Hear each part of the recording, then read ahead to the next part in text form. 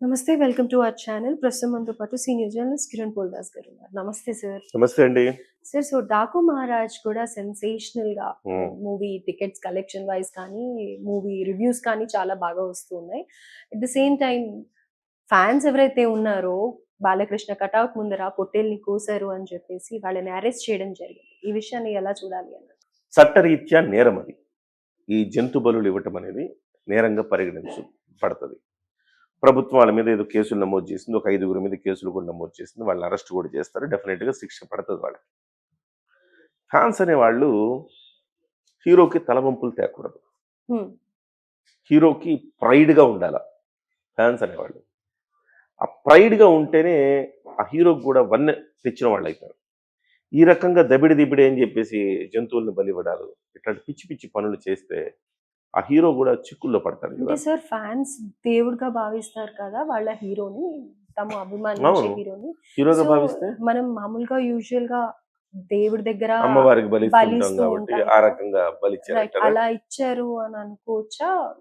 అమ్మవారి ముందు కూడా బలులు ఇవ్వడం అనేది నిషేధం అండి, నేరము.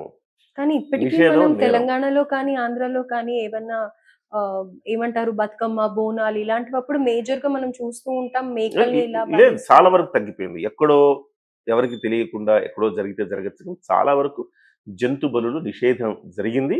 ఎవరు కూడా జంతు బలులు ఇవ్వట్లా. ఎక్కడో మీరు చెప్పింది, ఎక్కడో కొన్ని తెగల్లో కొన్ని విషయాల్లో కామాఖ్యలో ఎవర్ ట్రెండింగ్, ఇప్పుడు ట్రెండింగ్‌లో ఉండే కామాఖ్యలో కూడా ఆల్‌మోస్ట్ గేదెని అలా కూడా ఇస్తూ ఉన్నారు కదా! అంటే మన రాష్ట్రం నేను చెప్తున్నా. మన రాష్ట్రంలో కొన్ని కొన్ని ప్రత్యేక పరిస్థితుల్లో కొన్నిటికి అనుమతులు ఉండొచ్చు. హ్మ్. నిన్న మనం మాట్లాడుకున్నాం ఒక విషయంలో. జల్లికట్టు. హ్మ్. జల్లికట్టు. జల్లికట్టుకి వాస్తవానికి ఆ నిషేధం విధించాలంటే అది మా సంప్రదాయ క్రీడ. మేము చేసుకుంటాం అని చెప్తున్నారు. అండ్ అదే సమయంలో ఇప్పుడు కోడిపందాలు. కోడిపందాలు ఎగ్జాక్ట్‌లీ కోడిపందాలు అదే. కూడా మా సంప్రదాయ క్రీడ మేము చేసుకుంటాం అని చెప్తున్నారు. సో, ఆ విషయాల్లో ఇక సంప్రదాయం కాబట్టి, ఇక తప్పనిసరి పరిస్థితి కాబట్టి అది కూడా అధికారికమైన అనుమతులు ఉండవు వాటికి. కేవలం అనధికారికంగా చేసుకోవడమే.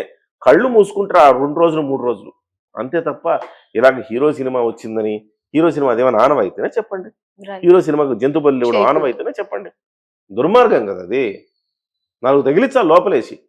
ఇంకోడెవడు ఇట్లాంటి పిచ్చ పిచ్చ పనులు చేయకుండా.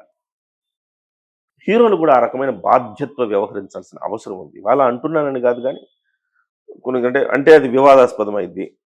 కానీ తప్పదు చెప్పుకోవాలి. మనం మన హీరో ఫ్యాన్స్‌కి హీరో ఏం మెసేజ్ ఇస్తున్నాడు? ఎలాంటి మెసేజ్ ఇస్తున్నాడు? అనేది గూడా. ఫ్యాన్స్‌లో రెచ్చగొట్టే వ్యాఖ్యలు చేస్తున్నారా? లేతే ఫ్యాన్స్‌ని సక్రమంగా ఉండండయ్యా అని చెప్తున్నారా?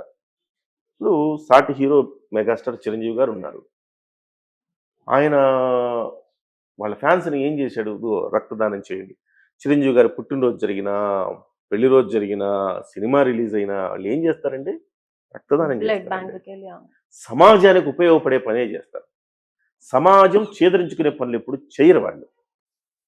సో, అదే విధంగా కరోనా సమయంలో గూడా చిరంజీవి గారి మాటను అనుసరించి అనేక మంది గ్రామాల్లో, ఊర్లల్లో మంచి కార్యక్రమాలు నిర్వహించారు. అంటే వాళ్ళకి ఫుడ్ పెట్టడం దగ్గర నుంచి, అవసరం ఉన్న వాళ్ళకి సహాయం చేయడం దగ్గర నుంచి, ఆక్సిజన్ బ్యాంకులు, ఆక్సిజన్‌లు ఇప్పించడం దగ్గర నుంచి ఇలాంటియన్నీ చేశారండి. అంటే ఒక యథా రాజా తథా ప్రజ అంటారు. యథా హీరో తథా ఫ్యాన్సు అంటా నేను. అవునా కాదా? ఎగ్జాక్ట్‌లీ. అవును. మీరేం మెసేజ్ ఇస్తారు? మీరు ఉదయం లేస్తే అమ్మాయి కనబడితే కన్ను కొట్టాలి, కడుపుయన చేయాలి, దబిడి దిబిడే, అమ్మాయి కనిపిస్తే కొట్టాలి ఇట్లా. ఇవన్నీ చేసి మీరు సభ్య సమాజానికి ఏం మెసేజ్ ఇస్తారు? ఇవాళ బాలకృష్ణ గారిది ఎక్కడ ఫేమస్ తెలుసా మీకు? పబ్బుల్లో ఫేమస్. ఓకే.